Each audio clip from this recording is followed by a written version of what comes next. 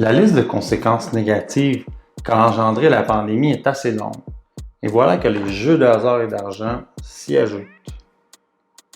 Oui, il y a des enjeux entourant ces pratiques qui sont soulevés depuis des années, au-delà de cette crise sanitaire, et ce, même si pour la majorité, la pratique du jeu demeure récréative. Seulement 1 à 2 % des joueurs sont considérés comme étant problématiques. Ça ne fait pas pour autant en sorte de diminuer la gravité du problème.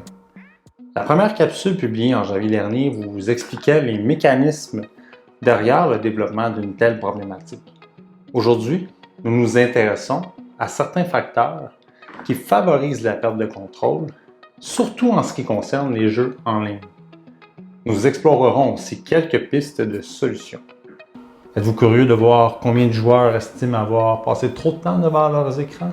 Soyez attentifs. Nous y viendrons.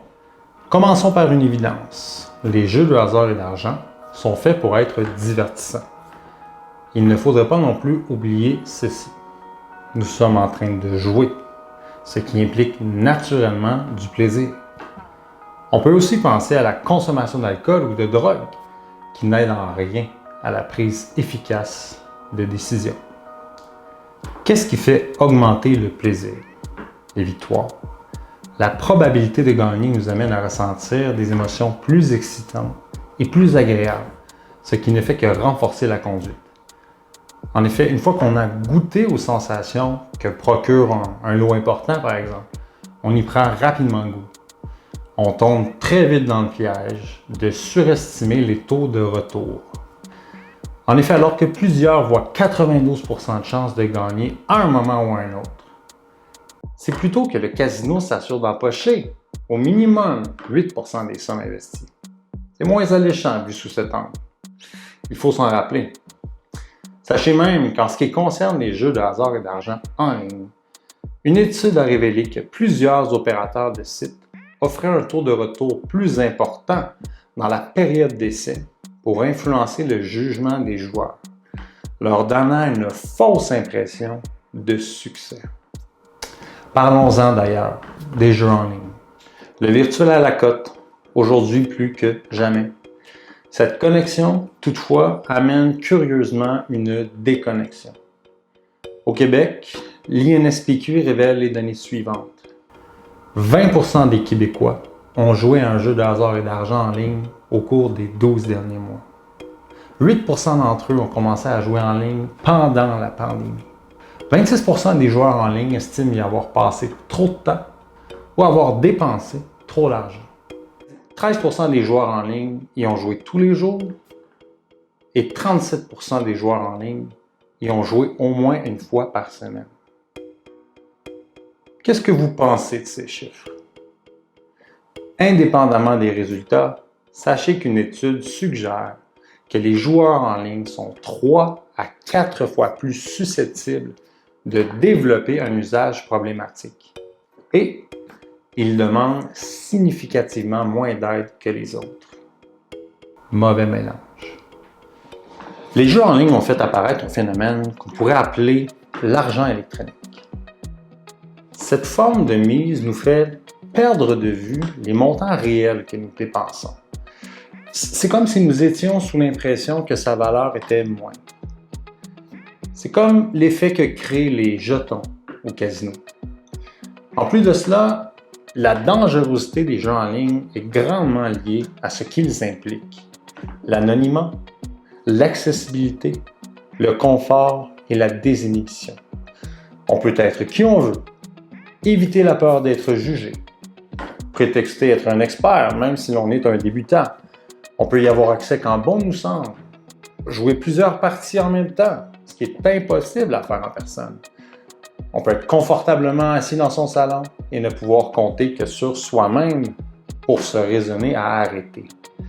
Donc l'absence de ce qu'on pourrait appeler des régulateurs sociaux, comme les heures d'ouverture, l'intervention des responsables, pose grandement problème.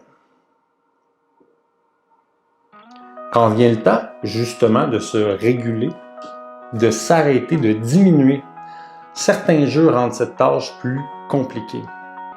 Effectivement, plus le délai entre la mise et le gain éventuel est court, plus notre capacité à se contrôler est mise à rude épreuve. Voilà pourquoi il faut se tenir loin des loteries rapides ou en continu. Il faudrait favoriser ceux qui impliquent un laps de temps significatif entre l'action et la récompense. Évidemment que l'idéal serait de s'en priver. Mais est-ce qu'il existerait des habitudes plus responsables, plus prudentes, pour transitionner plus graduellement ou bien retourner vers la simple quête du plaisir? Contrairement à ce qu'on pourrait penser, s'imposer des pauses aurait des effets pervers. Une étude a en effet révélé que lorsqu'elles étaient forcées, l'envie d'y retourner ne faisait que s'accentuer. Il faudrait plutôt favoriser des limites auxquelles nous nous serions préalablement engagés. Donc, se fixer un maximum à dépenser, un temps à ne pas franchir avant de s'engager à jouer.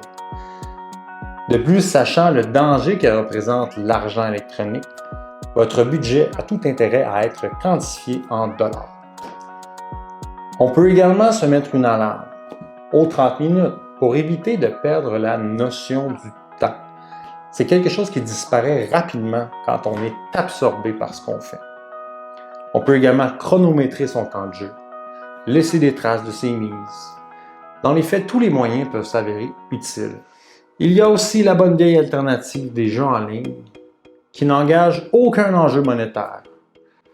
C'est une option à garder en tête, mais elle comporte son lot de limites, comme la bière sans alcool, par exemple. Pour certains, le plaisir est le même. Pour d'autres, ça ne fait qu'augmenter la tentation. Finalement, évitez de jouer seul ou parce que vous vous ennuyez. En conclusion, si plusieurs solutions favorisent le jeu responsable, toujours est-il que cette activité est rarement réfléchie dans le but de ne pas vous accrocher. Les moyens fournis aujourd'hui pourraient vous convenir ou bien représenter un pas dans la bonne direction. Néanmoins, être à l'affût de ce qui est mis en place pour vous berner et bien comprendre votre fonctionnement sont des aspects essentiels visant à prévenir le développement de pratiques de jeu à risque. Sachez toutefois que si vous avez déjà l'impression d'avoir perdu le contrôle, de l'aide existe pour améliorer vos stratégies afin d'éviter la rechute. Croyez-vous avoir perdu le contrôle?